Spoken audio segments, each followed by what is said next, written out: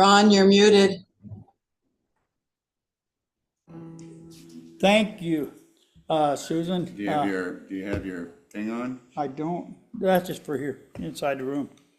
I can hear you just. Anyway, this is Fellowship of Spirit coming to you from Farmington, New Mexico. And we're delighted that you're with us this morning. And we have an exciting program for you today. Susan Barnes is going to pray for us. Then Brad is going to play our music, Fred Brown. Jerry Lard is going to do our spiritual reading. And Travis from California, he went away, but I suppose he'll be back, is going to, going to be giving you our main speaker. I hear you now. Main message, and everyone can hear me now, right? Yeah. Okay, raise your hand if you can't hear me. What?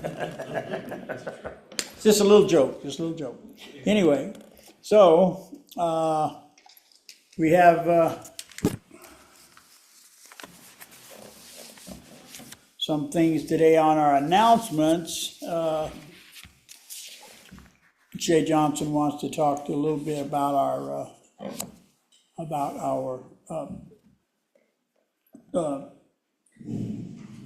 solstice meeting. Yeah, so on the 21st of December, it's a Saturday, we're gonna have a potluck and a ceremony celebrating the winter solstice, celebrating the return of the sun. And we do need to decide when that potluck is gonna start, because we need to send out an announcement, and we haven't decided when it's starting, so, but this week, I just want, in preparation for the ceremony that we're having during the solstice, I want everybody to think, meditate, contemplate sacred endings. And it can be the way that Carol went home this week. It can be seasons, winter turning into spring. It can be chapters ending in a life. Just think about sacred endings. And in the next weeks, I'll give you something else to think about. And one of these weeks will be about beginnings.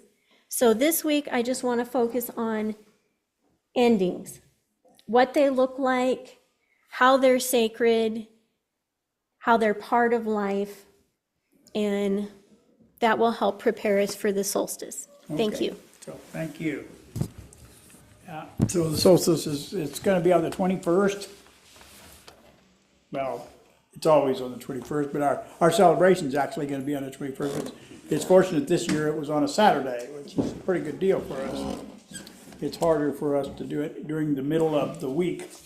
Also, at the end of our service, the Little Tree family is wanting to talk about their mother Carol, who went home this week, and so we're going to miss her, and they're going to talk a little bit about that. And so, are there any other announcements anyone's aware of? No? Could we close that door? The town hall is going to be the 8th of December. We are going to have a town hall meeting rather than a traditional service that we have.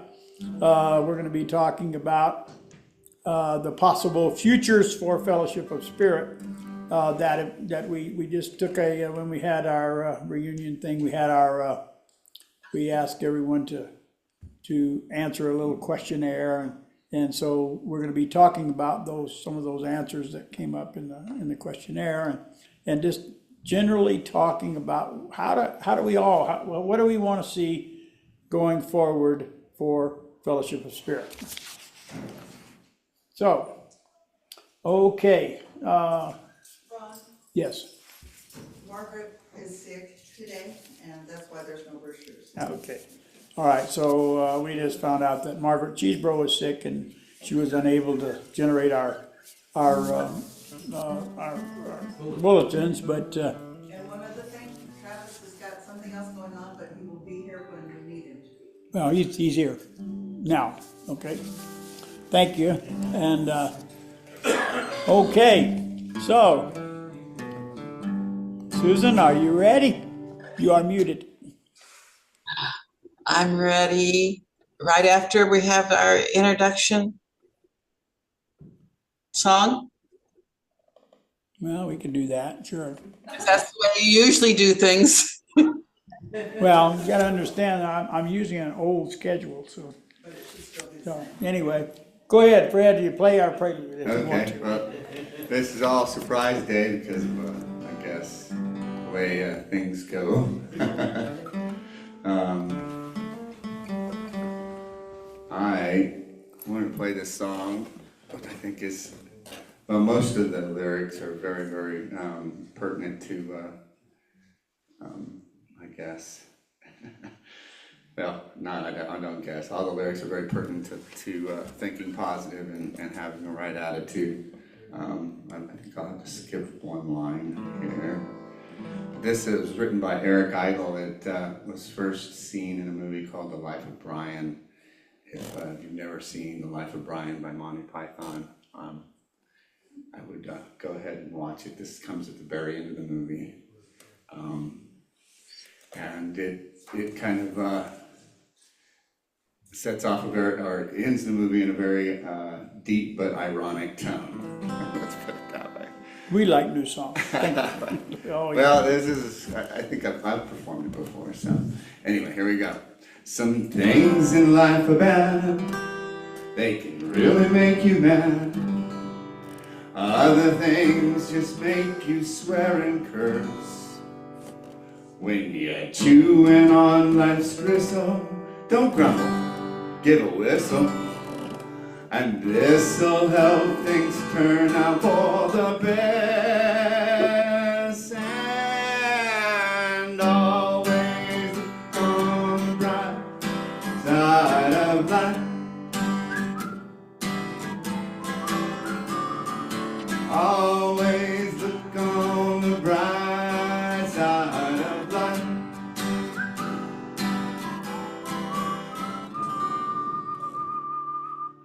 If life seems jolly rotten, there's some things you must have forgotten.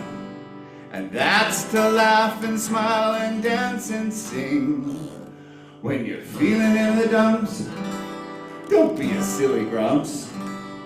Just push your lips and whistle, that's the thing. Oh, always look on the bright side of life.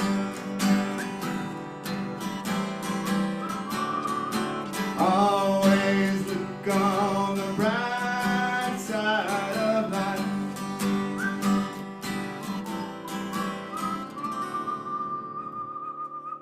For life is quite absurd, and death's the final word. You must always face the curtain with a bow. Forget about any sin. Give the audience a little grin. Enjoy it, it's your last chance anyhow. Well, always look on the bright side of life. Right before you take your terminal life.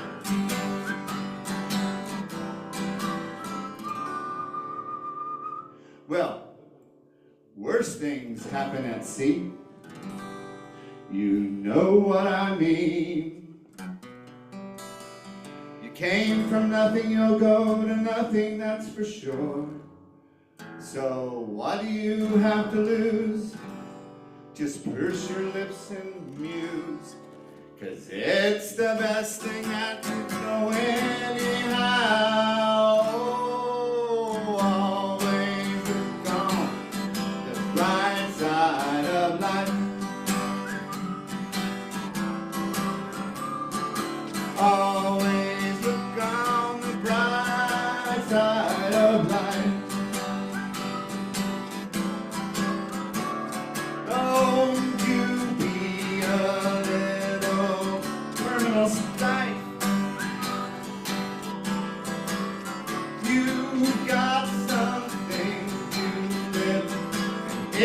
of life.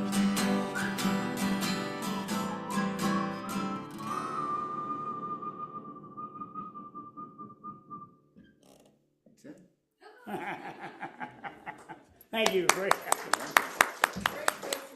Good way to start the day. And he's a Whistler, not Whistler's mother, so it's all good. So, all right, now are you ready to pray, Susan? Now I am ready. Yes. Okay.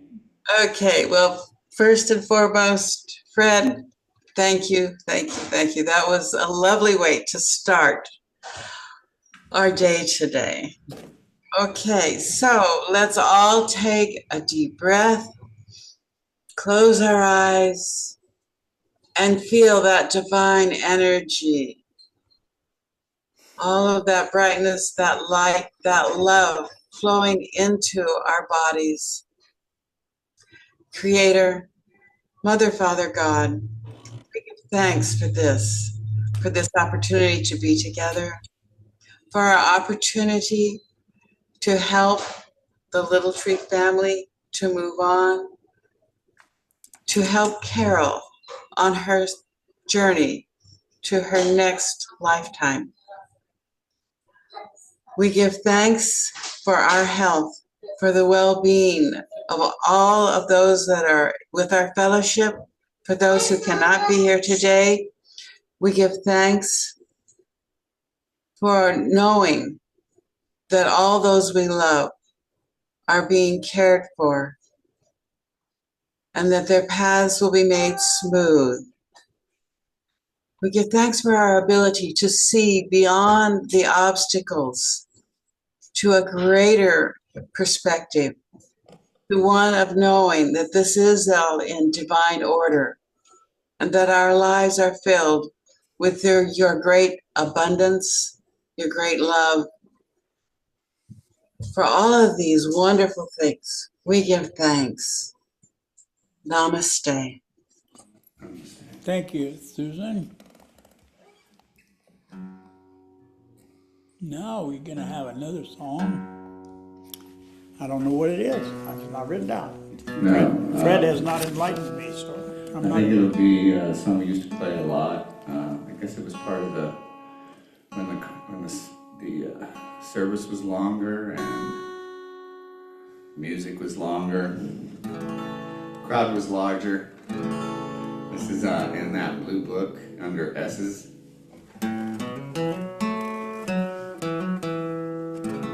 Probably kind of near the end because it's called Surely the Presence. It's a really repetitive song, so it's easy to do. Surely the presence of God is in this. That's it. Yeah, it should be well weathered. It's Shirley, S-U, not S-H-I-R.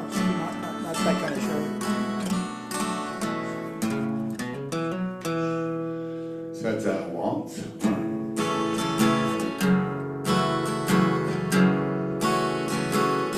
Let me get it the right pace. It's a slow one.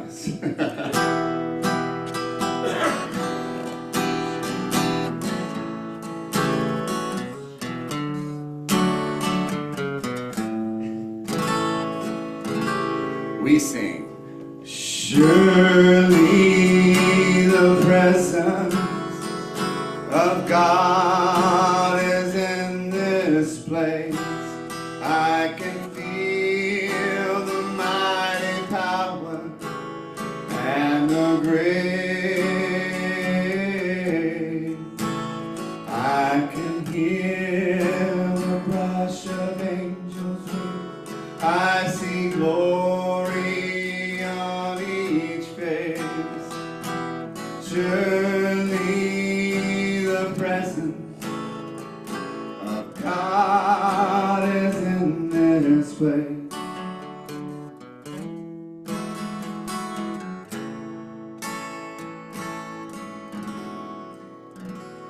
We sing, surely the presence of God is in this place. I can feel the mighty power and the grace.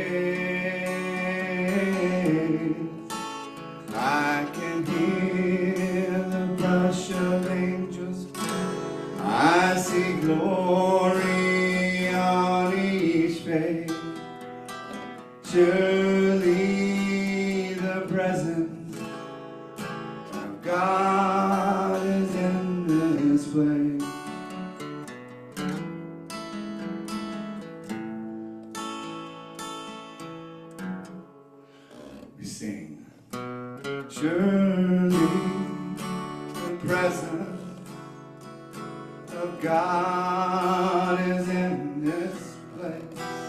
I can feel the mighty power and the grace. I can feel the brush of angels' wings. I see glory on each face. Surely the presence of God is in this place. All right, thank you, Fred. You're welcome. Okay, so let us do our reflection moment now. It's in the, we don't have a bulletin. Love produces a flow of energy that I now feel. I love others more than ever, and I feel privileged to be here. Love flows from one person to another as we create an atmosphere of holiness, and so it is. And Jerry's got you got our spiritual reading? You wanna? And I'm really sorry there was no brochures, but Margaret didn't let me know she was sick. That's just the way it is sometimes. It is, yes, You'll get one. it is. Okay, this is out of Don't Sweat the Small Stuff, and it's All Small Stuff by Richard Carlson. I love this little book, I really do. This one is about avoid weatherproofing. The idea of weatherproofing as it pertains to peaceful living is a metaphor to explain one of our most neurotic, ungrateful tendencies. It comes from a friend of mine, Dr. George Prensky. Just as we can weatherproof a home for the winter by looking for cracks, leaks, and imperfections, we can also weatherproof our relationships, even our lives, by doing the very same thing. Essentially, weatherproofing means that you are on the careful lookout for what needs to be fixed or repaired. It's finding the cracks and flaws of life and either trying to fix them or at least point them out to others. Not only does the tendency to alienate you from other people, it makes you feel bad also. It encourages you to think about what's wrong with everything and everyone, what you don't like. So rather than appreciating our relationships and our lives, weatherproofing encourages us to end up thinking that life isn't all it's cracked up to be. Nothing is ever good enough the way it is. In our relationships, weatherproofing typically plays itself out like this. You meet someone and all is well. You are attracted to his or her appearance, personality, intellect, sense of humor, or some combination of these traits. Initially, you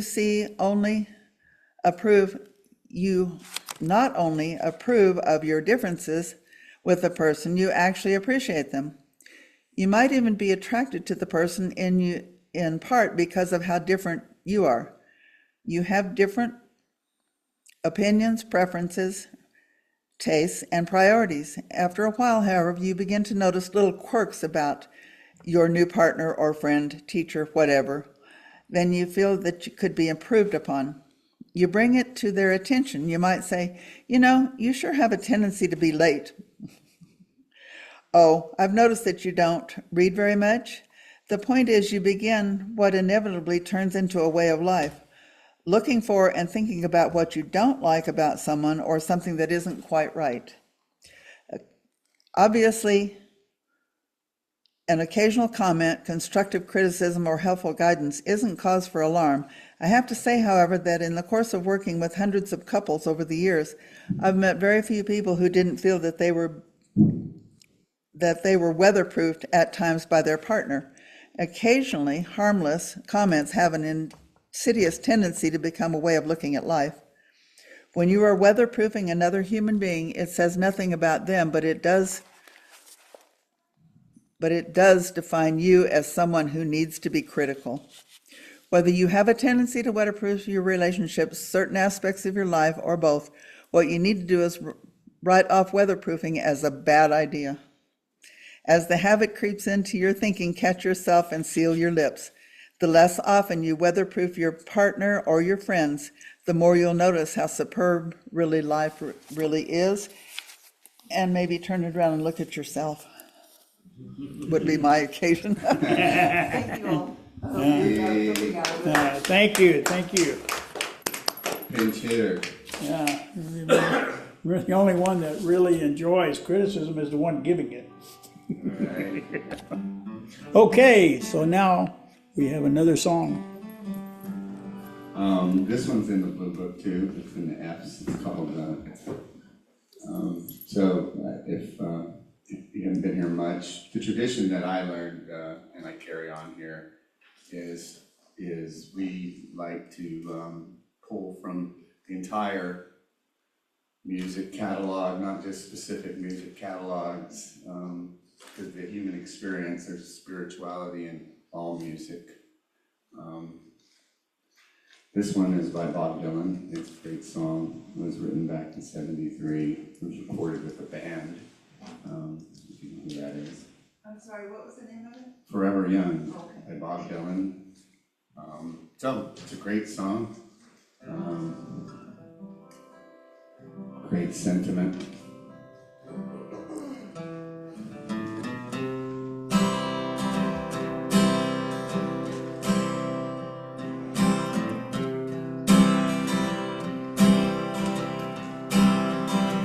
May God bless and keep you always. May your wishes all come true. May you always do for others and let others do for you.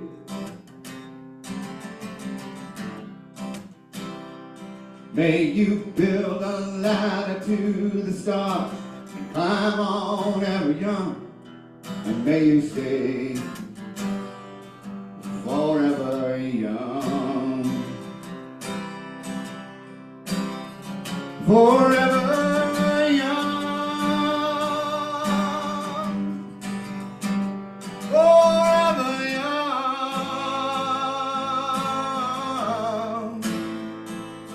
May you stay forever young.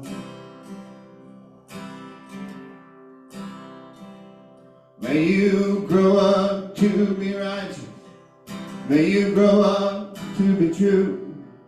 May you always know the truth and see the light surrounding you.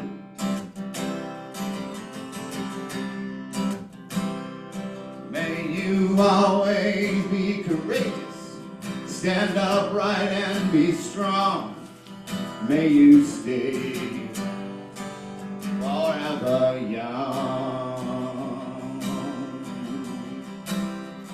Forever young. Forever young. May you stay forever young.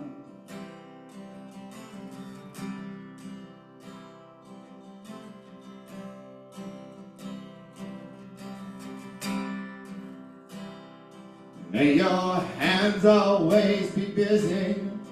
May your feet always be swift.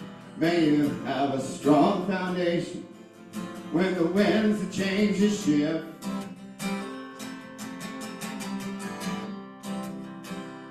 May your heart always be joyful and your song always be sung.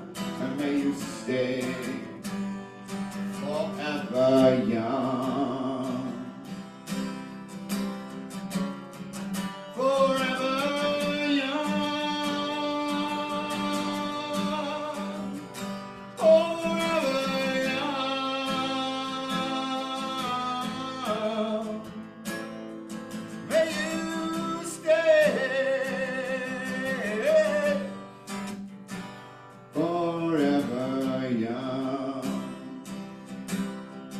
Oh,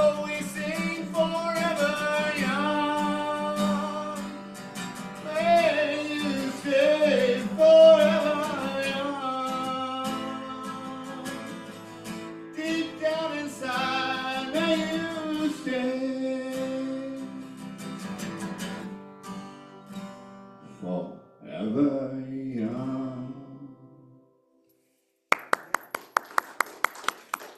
Thank you, Fred. Okay. Travis, you're muted, bud.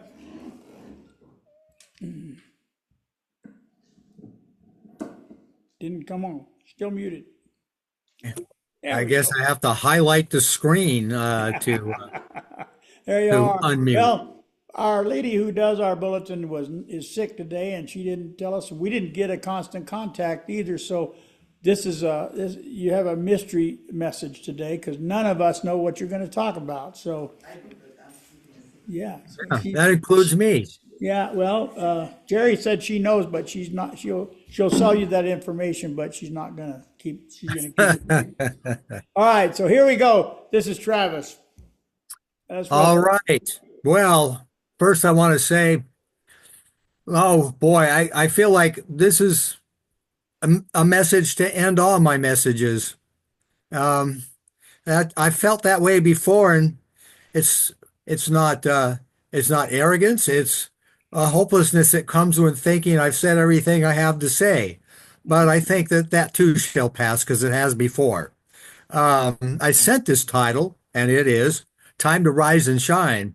I sent it to Jerry last Monday. And on the occasion of my Tuesday night class, the very next day, my Tuesday night healing class, an extraordinary thing happened. Reverend Amon, our teacher for those classes, uh, provided us with an extraordinary amount of material, which supported exactly what I planned already to say this morning. So there's a lot to cover. There's a lot of material here, and and I'm doing double duty today, so I've got to be rolling out of here in about 31 minutes. So we'll see what we can do. It's possible that there might have to be a part two to this message.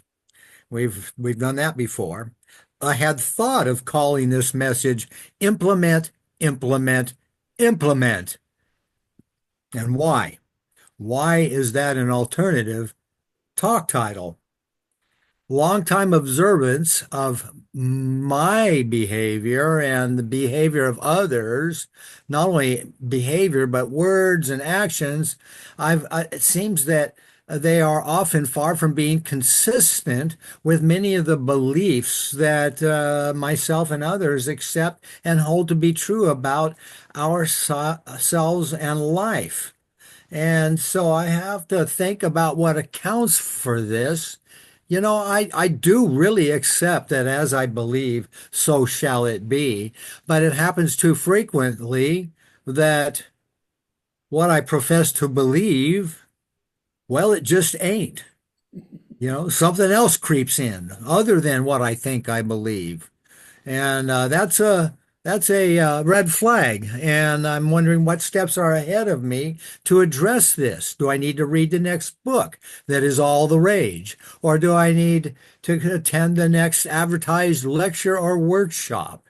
You know, and there's nothing wrong with any of those. In fact, they're great for people who are new to New Thought philosophy and ideas, and because the repetition and the continued exposure over and over again is just what is needed. But for myself and a lot of you who have been in this philosophy for an extended period of time, no, I don't think that those are what are needed because I don't think myself or that many of us, I don't think we have a lack of information or knowledge.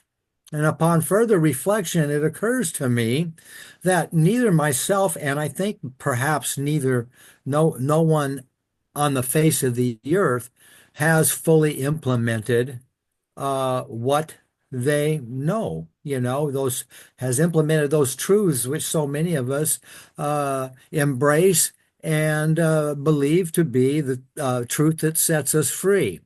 And so now I'm going to turn to some of those beliefs which are not being wholly reflected in the way, at least in the way that I am being in this life. And one simply, God is. There is one God, and it is light, it is truth, it is love, and it is the one life. By the way, there may be some of you that are surprised, and it seems strange that I refer to God as it. That is not the tradition, certainly, but it has become a tradition in New Thought for quite some time to refer to God as it in acknowledgement that God is not he or she, but includes both and much, much more. And I think it was Reverend Dr. Michael Beckwith that I first heard use the pronoun it to refer to God a long, 20 years ago or more. And some of you may even be familiar with the song of his ex-wife, Ricky Byers, where there's a line that goes, "And God needs us to shine its light." And if we can, we'll come back to that later. So in the beginning now, there was only God. So all of creation, everything that is real, has to be of God and made of God because there was nothing else out of which for anything to be made. If all there was God, then there was an aspect of God that served as the building blocks of our manifest universe. I love what I think it's Joel Goldsmith refers to that substance as fine vibratory substance. Now, two, something I found important to share with my students in Russia from time to time. You see, I found that Russians, a great percentage of them felt like if they could get to America and change the geography, the economy, and the political system, then their lives would be fixed. And so it was my task from time to time to say, wait a minute, right now, right here where you are a center of peace, a center of love, a center of joy and wisdom, and all things divine. And you are able to act out of that truth and manifest a life that you want, and that does not is not limited by geography, political system, economic system. And there's a lot of us, I think there's a lot of us that are afraid that our economic system and our political system are going to change. And a lot of people are afraid of that. I know, like the majority of people at my spiritual center in Seal Beach. And I'm going to say the same thing to them this morning. This message for my Russian students may begin to be more valuable, that none of that outside of us, those systems, the context for our living, limits our ability to tap in to the truth within, the truth of our being, and let it become manifest in our lives. Now, three, perhaps the most important law in the universe is, as I believe, so shall it be. And it seems that all societies, all peoples, from the beginning of man have recognized this, because it's been said, it seems to have been said in all languages. Even in English, we say it several ways. As I believe, so shall it be. You reap what you sow. What goes around comes around. The idea of self-fulfilling prophecies is consistent with that. And I like to say that it is this universal acceptance that this is the case points to some kind of cosmic dynamic, this law, I mean by that, this law that somehow reflects back to us in our experience what we truly, in a deep way, hold to be true about ourselves and our relationship with life. The science of mind teacher from the 1940s and 50s, Frederick Bales, referred to this cosmic dynamic at work when he said, power flows to the focus of attention. And that's related because really, if something really has your focus of attention, you have some belief in it. 4, God or life. Oh, and this is one of my favorites because I often open with this, that the Reverend Mark Devers, now known to you as Reverend Mark Wolf in Durango, used to open every Sunday by saying, and you've heard me say this before, God or life has but one divine will, and that is to fully express itself at every point in the universe, and you and I and everyone else are one of those points. A key point as we move through this message. 5, and this is a lengthy one. I don't know. I would have to guess that over the decades, the Fellowship of Spirit has done one of the Eckhart Tolle books for a book club, whether it's the Power of Now, or this one, A New Earth, and I wish to turn our attention to a brilliant perspective that he presents in this book. And I've actually led 3 book club groups through this book. It's an extraordinary work. I am turning our attention to the last chapter. The last chapter is called A New Earth, and there's a section here called The 3 Modalities of Awakened Doing. He writes, there are 3 ways in which consciousness can flow into what you do and thus through you into this world. 3 modalities in which you can align your life with the creative power of the universe. What you do will be dysfunctional and of the ego, unless it arises out of one of these modalities. The modalities of awakened doing are, and I will say he lists them from the lowest vibration to the highest: acceptance, enjoyment, enthusiasm. Each one represents a certain vibrational frequency of consciousness. You need to be vigilant to make sure that one of them operates whenever you are engaged in doing anything at all, from the most simple task to the most complex. And so, as I said, that lowest vibration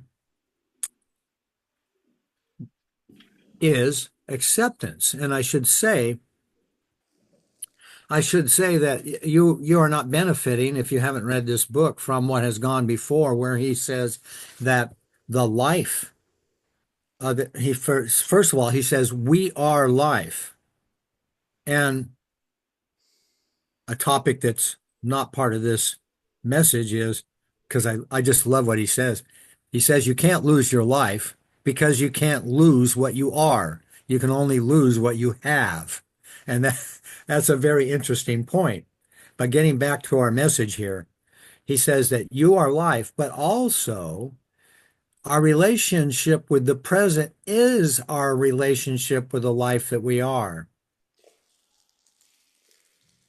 So when I curse something that has happened, or I wish that something else were the case, or I try to exercise control in changing the way things are to something that I prefer, I am rejecting what is the present. I am rejecting what the present is, and therefore I am rejecting the life that I am. This is why Tolle says we must move ourselves to at least acceptance of what is. It does not mean that what is something we would advocate for, that we would vote for, but it is what is. And he says this about acceptance. Whatever you cannot enjoy doing, you can at least accept that this is what you have to do. Acceptance means, for now, this is what this situation, this moment, requires me to do. So I do it willingly. For example, you probably won't be able to enjoy changing the flat tire on your car at night in the middle of nowhere and in the pouring rain, let alone be enthusiastic about it.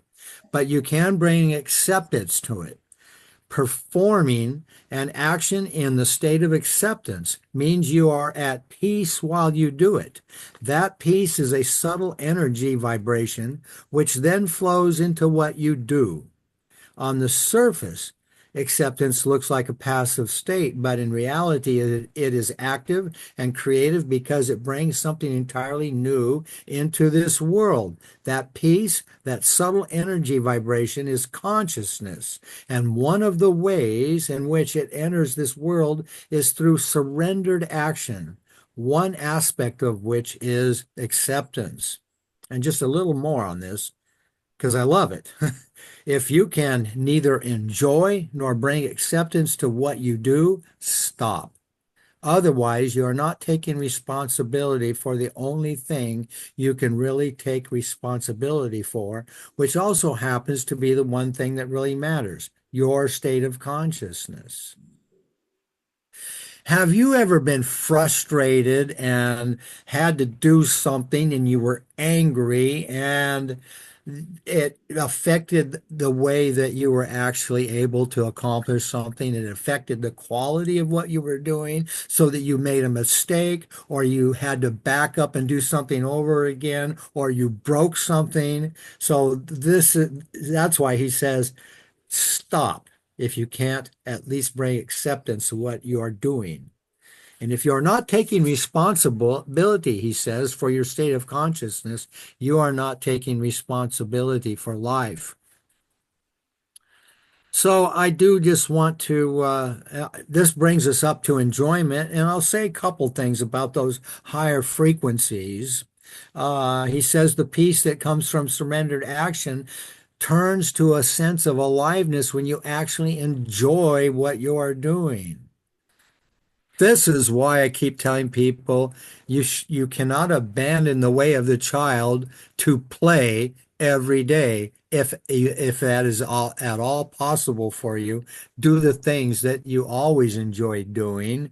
And I love the song we just heard, May You Stay Forever Young. The answer is yes, I may stay forever young because, I'm not getting any older.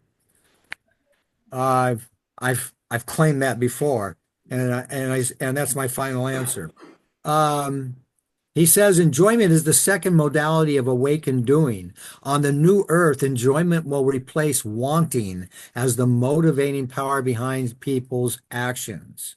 And one more thing I like here. He says joy is the dynamic aspect of being. I may come back to that. I kind of intend to. It depends upon the clock, I would say. And just a brief word about enthusiasm, because that's the highest level. That's when you involve yourself in something for which you have a passion and that it has results, goals, something to accomplish, and you're passionate about it. And that's the highest frequency level when it comes to those states of consciousness that are functional. In your relationship with yourself and life and the world. And he says, I'm not going to read this, but I remember reading that he said that the root of enthusiasm, the root is in Zeus. So from what is that, Greek mythology?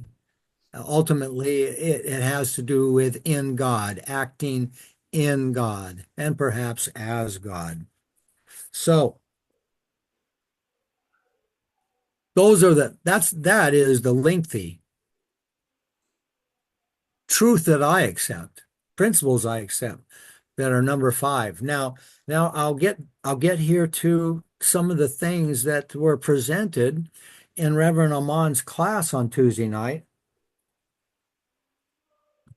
He said, this lesson explains how God does for man what man is incapable of doing for himself.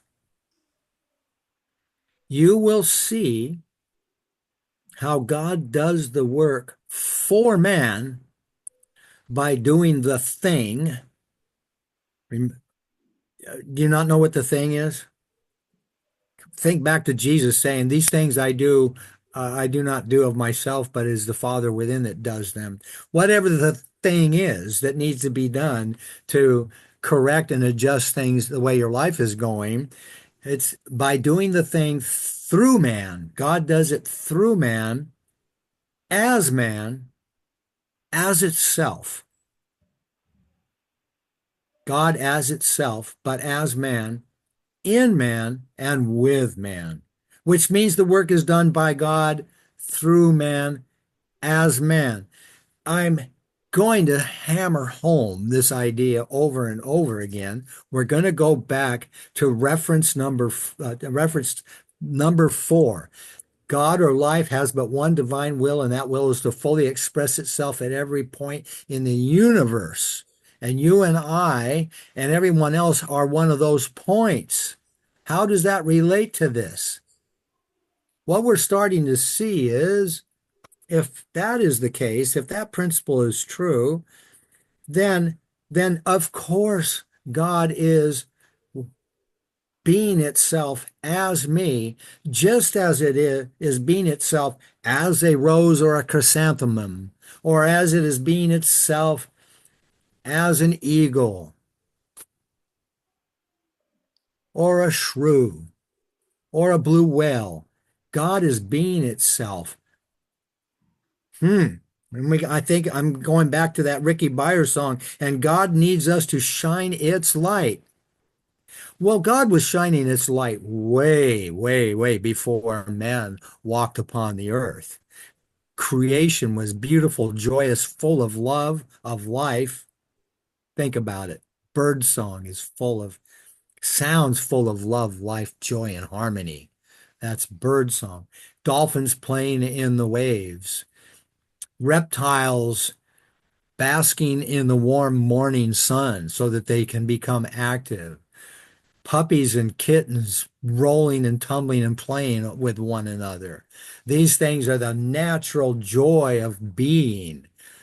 Remember Eckhart Tolle said, joy is the dynamic aspect of being. We're tapping into that as we understand that just as God sings through the lark or the meadow lark or the nightingale, and just as God plays in the waves as a dolphin, God has also partnered with man to bring forth Beethoven's Ninth Symphony, Miles Davis's Kind of Blue album, Sgt. Pepper's Lonely Hearts Club Band, the dancing of Baryshnikov, the magnificent architecture we see of all styles around the world. This is God partnering with people to invent penicillin, to invent the airplane.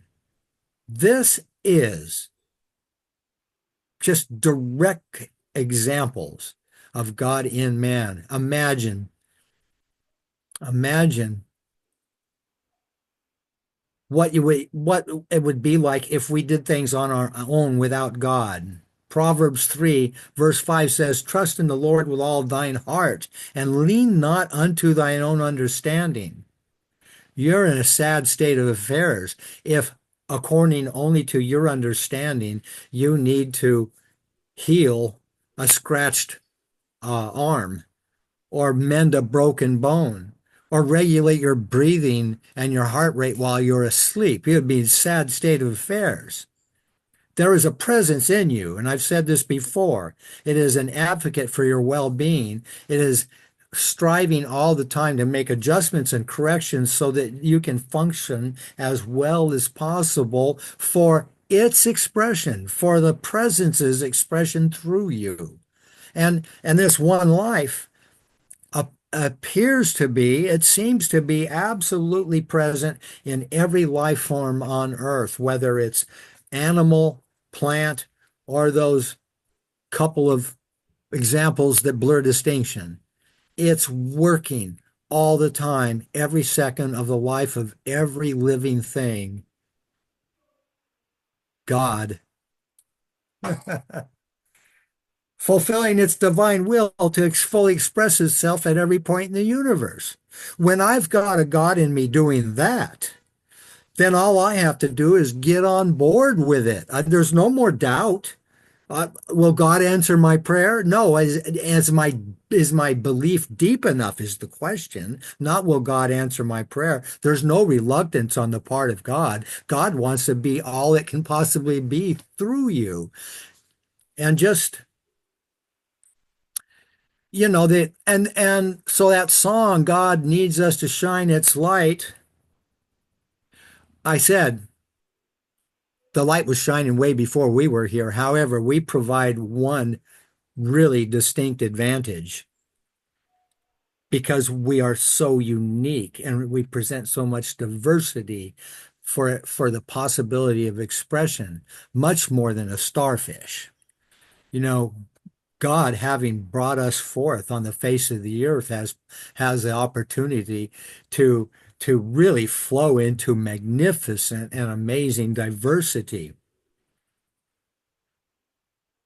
And so while we trust that life in us that fixes a scratch or mends a broken bone, we trust that. It's also the life. Remember, it was said, in him we move and live and have our being. In him, in God, so that we are in God as a context for living. And at the same time, it was said, the Father is closer than hands and feet. And it is fixing me. It is adjusting me. And I'm not even going to say that God does this stuff for me or for you, because you and I are God. And God is doing this stuff for itself. But that's a distinction without a difference. It still is the same sense and the same feeling as if God is doing it for me. And God is. But God is doing it for me because God is doing it for God as me. So anyway, we're moving on.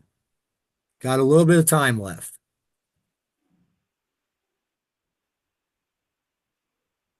I've talked to you about Mozumdar before, and he had some classes, Master Wisdom classes that he presented, 10 lessons in 1920. And he says the principal thing is to find mental rest in the belief or the realization that God will do the thing that you have asked. To your astonishment, you will find that it has been done. The key is here. The key here is to find the mental rest. Well, we no longer ask. We're learning a new thought that we don't have to ask because it is also written. The words are put in God's mouth to convey to us that even before they asked, I have answered.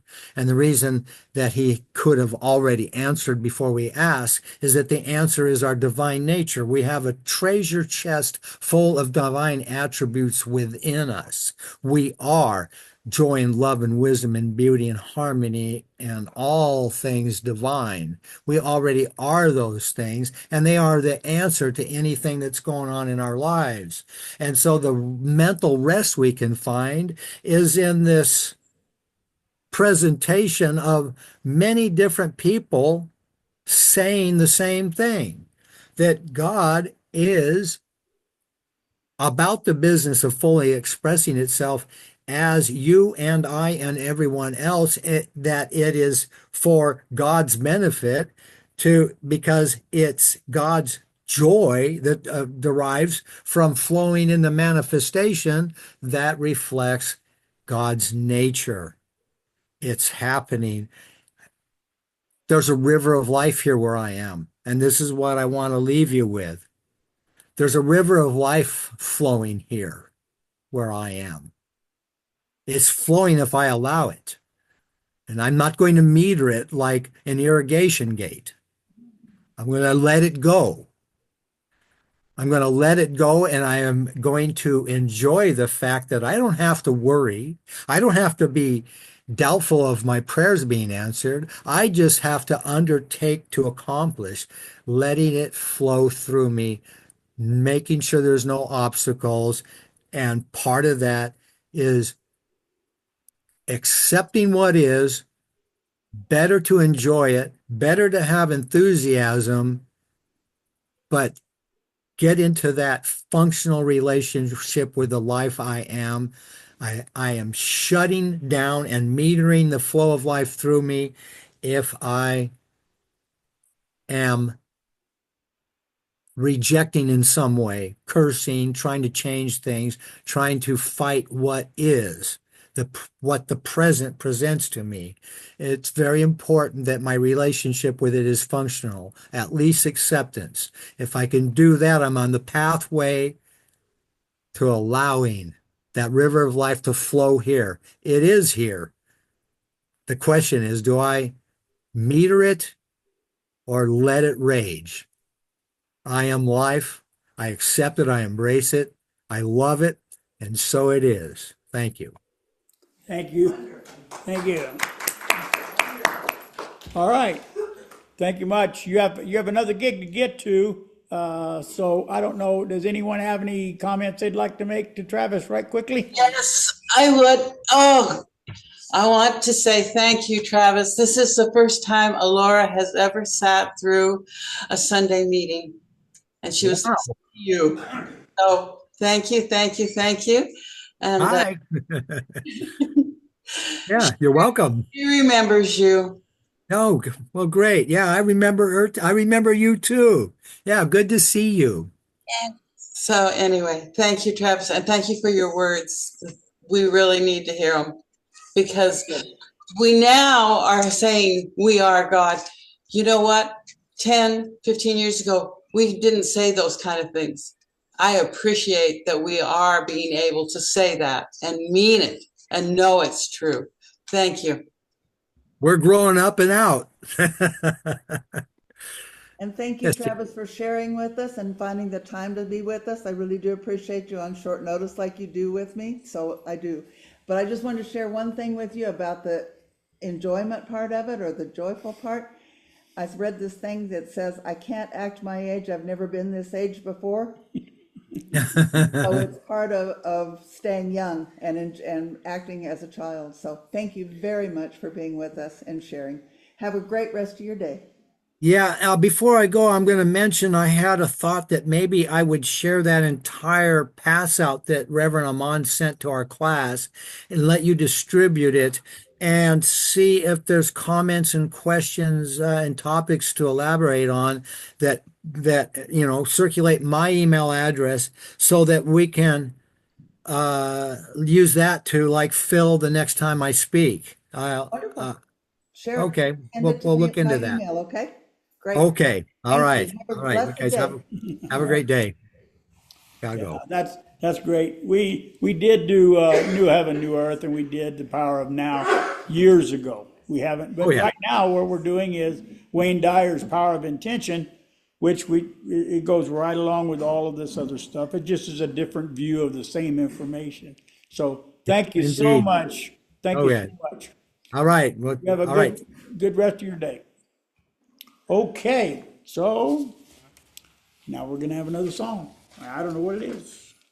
I know this song is in that brown book, but I don't know what number it is. Amazing Grace, you know what number it is? It's in the front, isn't it, like 14 or 11 or 16?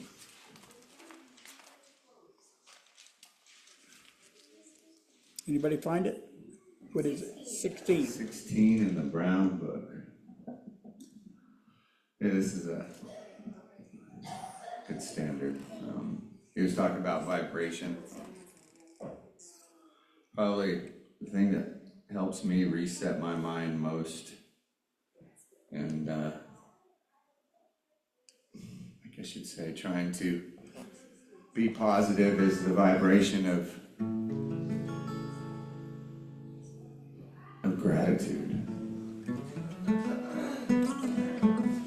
think one of the things that sticks out to me a lot is that, when you open your mind out to the big picture, and it's something you learn as a kid, they always say, hey, I think my dad used to say it, and I'm sure some other fathers or mothers said it, is eat all your food because there's children starving somewhere that don't have all that food, so I need you to eat all your food, and And it seems like a cliche, but the truth is that is a reality. There is some place somewhere where there is somebody very, very hungry and they would do anything for one plate of food.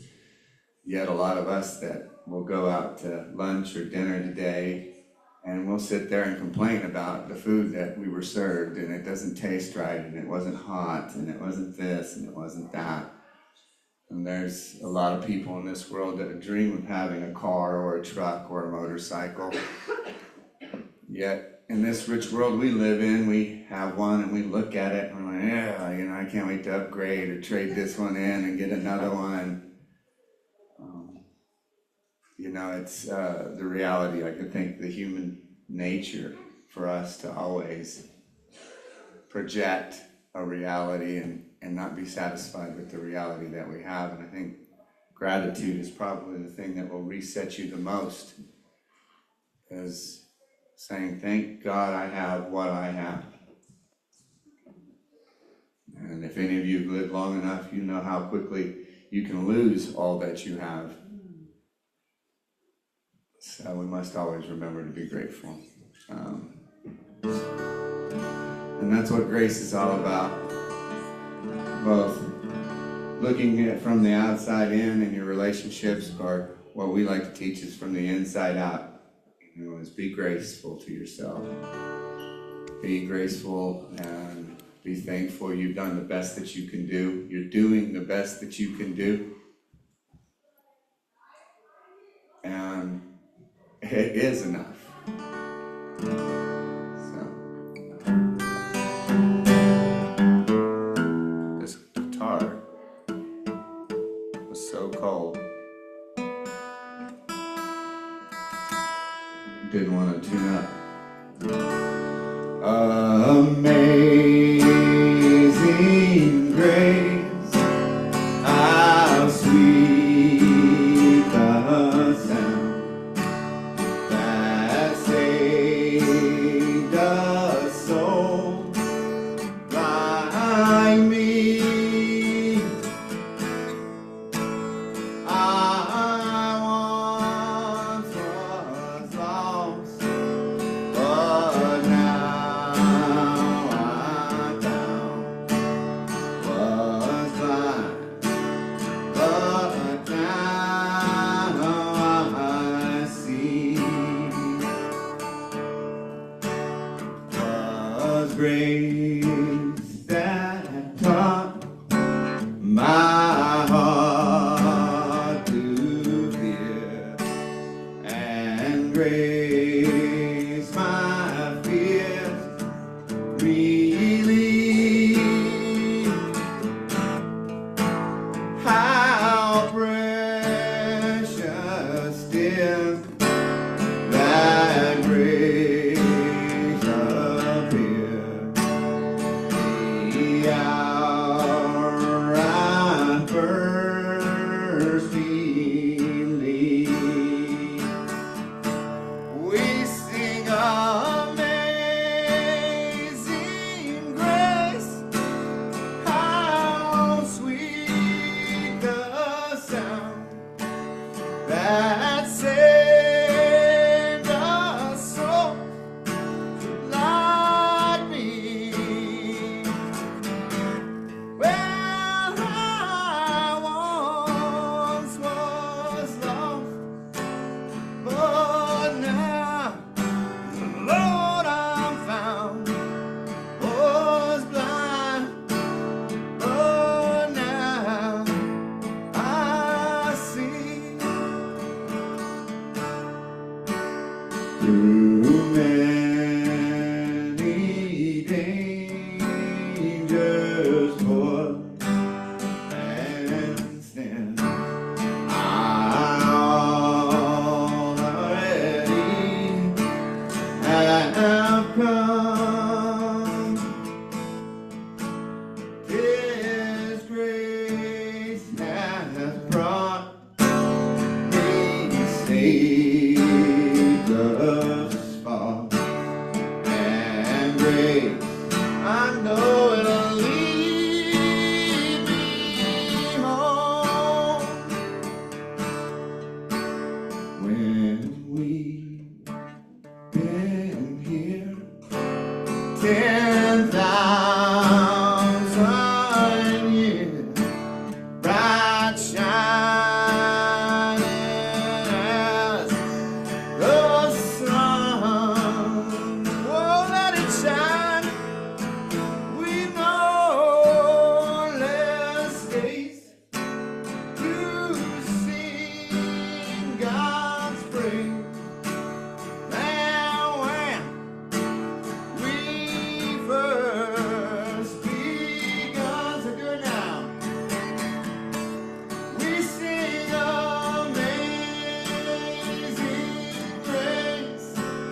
How sweet the sound that saved a soul like me. I once was lost, but now I'm found. I was blind, but now I see.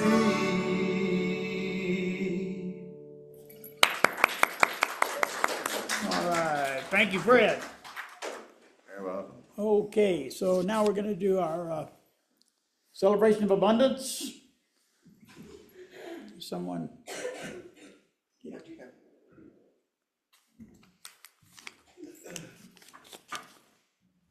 don't have a thing to read, but Ron will say it for us. there you go. If you can remember it, you can follow along behind me. Divine love. Divine love flowing through me blesses and multiplies all that I have, all that I give, and all that I receive through infinity. I am prosperous.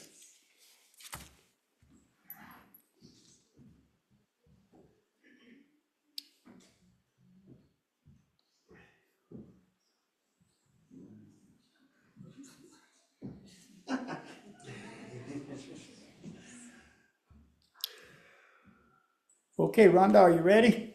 Yeah, girls, boys.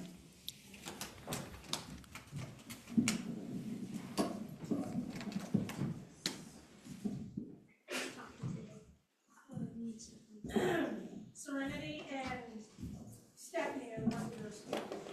Well, but the boys are too, so.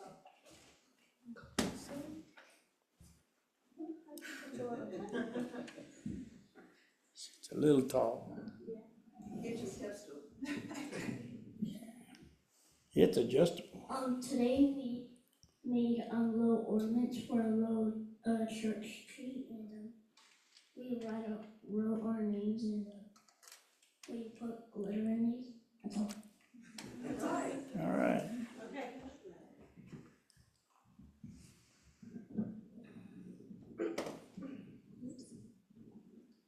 Have to get up close to it.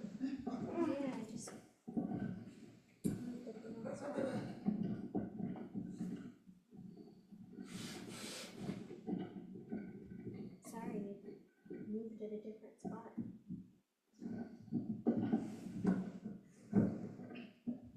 Okay.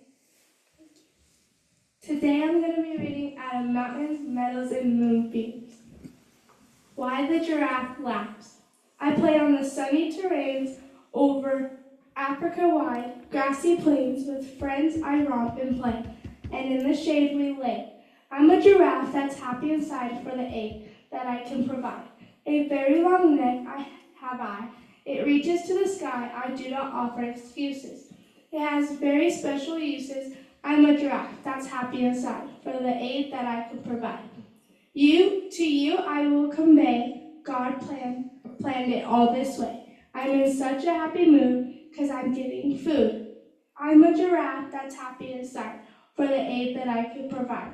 When the food is hard to get, my head up high I set. I pass the food to those below, on them my aid. And I'll bestow, I'm a giraffe that's happy inside for the aid that I can provide. I'll be reading the lesson, Each person has a special reason for being born. Each person has special abilities that God gave them. Some people are real good at math, some are good at reading, while others can spell real good. God also gave each and every one of us spirit gifts.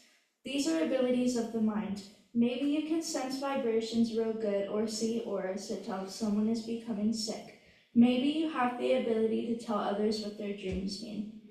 God doesn't want us to keep these spirit abilities to ourselves. He doesn't want us to be selfish with them or hide them.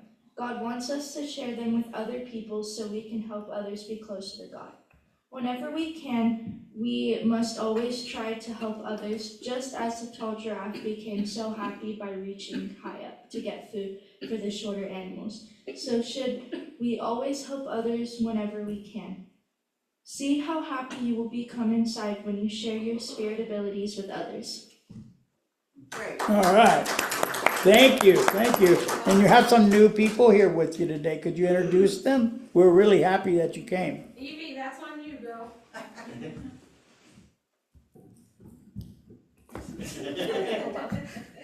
Oop. Down.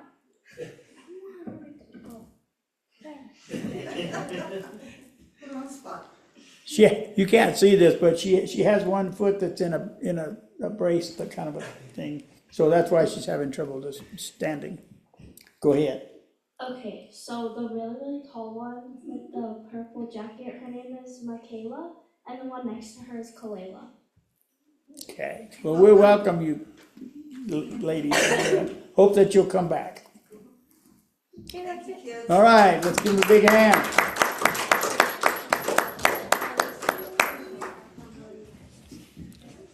I think Brianna's gonna read what Bill had.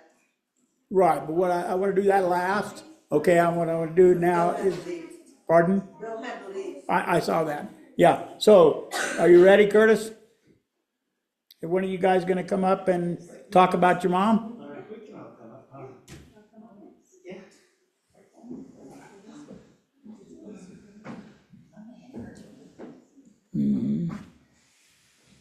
Well, it might be that, go to that microphone there. Okay.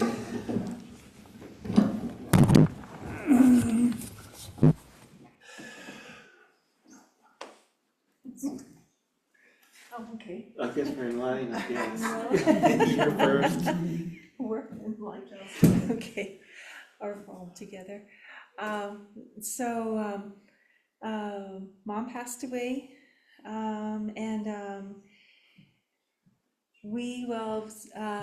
many people know her as Carol. She has her nickname Pigeon, and a lot of people didn't know her name was Ernestine. Your real name was Ernestine. Yeah, and that was always my worry when people visit her at the hospital. I'm like, well, they know who they're talking about, but there's not many little trees. So, but she went on her journey, and this week we've been just learning about Mom's many layers and her many great relationships that she had with different people and how she shared her soul with everybody. I don't know if my siblings wanted to say anything else, but Yeah, it's just nice to be in church again. It's been a while since I've been here. I know my mom was a big part of you guys, big part of your church, so it really feels great to be here and to kind of envision her sitting here with us and being part of it there. And I think she would be proud that we did come to church today. And she's really left behind quite a legacy, and it was really nice that we were able to be all around her when she did pass. So she had all her love around her. And so yeah, it happened on Thursday night, and we could tell that she was really gasping for air, and we figured it was about time for her to leave. So we just stayed there with her, and really encouraged her to go, because I know she really went through a lot of pain. She went through a lot this year. She had a lot of ups and downs, but a lot more of downs. She would say, you know, it's one step forward, but two steps back. She knew that things weren't working out right. So I think she was ready. She was ready to move on. So and now she's there with our dad and all the loved ones that's passed on, you know, her brothers and sisters and stuff. So she's in a lot better place. All the people that she loved and missed. So yeah. Thank you, Curtis. My name is Sandy. I'm her youngest daughter, and just wanted to thank her church family here for being here. You know, there was a lot of times I would ask her, like, you know, do you want to go to church? Or, you know, I offered to take her, and, you know, towards the end, you know, she didn't have a lot of energy. But she was watching, you know, the recordings, and I'd see her on the couch with her phone, you know, listening to the messages. And I know she always put a lot of thought into her spiritual messages. You know, she would, you know, spend the whole, you know, week, it seems like, going through readings, and, you know, she really took that seriously. And, you know, we were really fortunate to have her in our life, and, you know, I'm glad she found a church home here. It was something that was really comforting for her. So, you know, just thank you guys for being that part of her life. And she loved coming here, and she loved being a part of this community. So just thank you. Yeah, thank you for sharing your mom with us. You know, it's my understanding, anyway, my belief, that no one gets to leave until they're finished. And apparently Carol was finished, and it's not up to us to decide when that happens. Apparently she was finished with what she needed to do here, and that she needed to go on and do whatever's next. And I believe that it's all good, it's all full of love, and it's the outcome is good. The process to get there is not fun. It is not, when you're talking about all of our downsides. And how is it less than a year since your dad left, right? 13 months. It's 13 months, just a little over a year, and then she went to be with him. So, and that's not unusual when people are life partners for their whole lives, for them to go and to be with one another. I know that when he left, it left a big hole in her life, and so she doesn't have to worry about that anymore. She's with him, so that's great.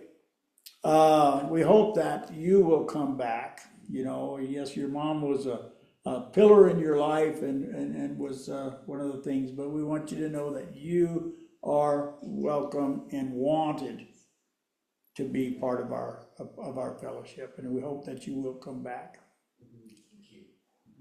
All right, is there anything else that we need to talk about? We talked about earlier, before you came in, about the Shay did about the solstice, and also the town hall that we're going to have on December 8th. So is there anything else we need to talk about? Okay, well, that's good. Okay, you want to come, Brianna? Sure. Yeah, Bill had to leave unexpectedly, so Brianna's gonna fill in for him. I do. He did have this picked out before he left. So. Well, there's two of them. I'm going to pick the one that's responding to criticism. It's kind of in line with yours this morning. Criticism and I'm reading from the book he likes to read, The Nightly Book of Positive Quotations by Steve Degger. Criticism may not be agreeable, but it is necessary. It fulfills the same function as pain in the human body. It calls attention to an unhealthy state of things. That's from Winston Churchill. Criticism feels uncomfortable, and it may take effort to sift through it and discern whether the critical words were well-founded. Or maybe they were undue and harsh, indicating that the unhealthy state of things was in the speaker's hands. Often, it's a mix of both.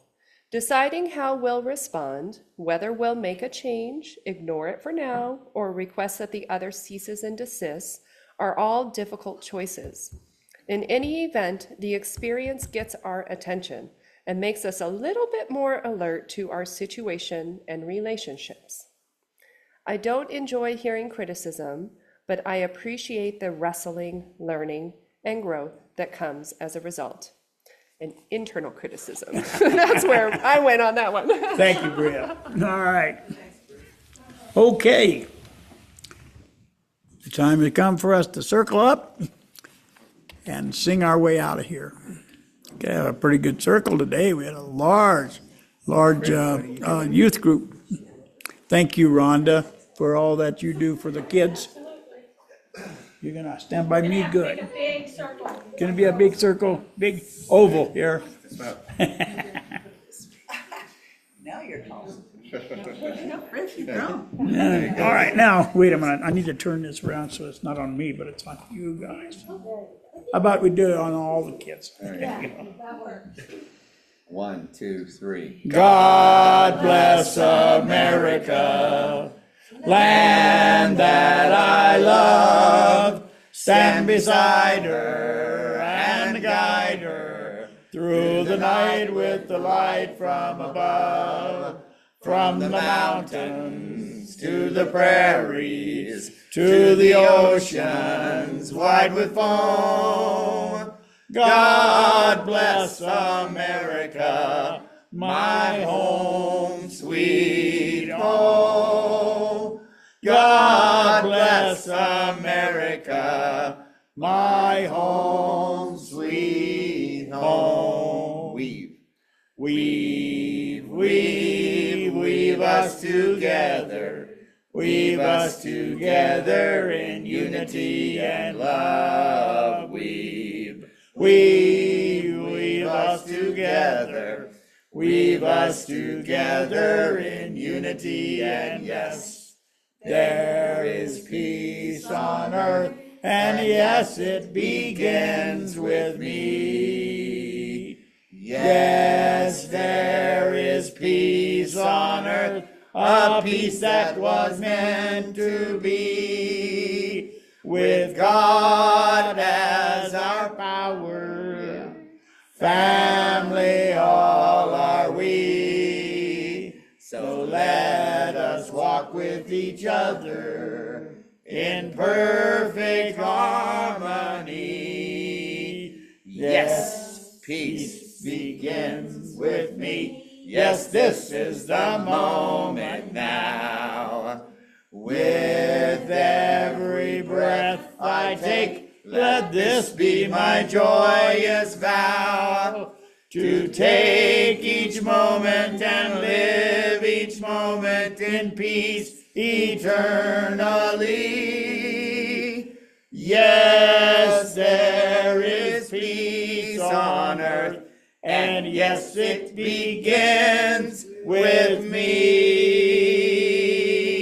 And may God bless you and keep you until we meet again.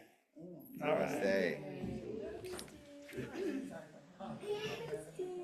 Thank you for being with us today, and we hope that you have a great week and that your life is all that you expect it to be. Thank you very much for being with us today.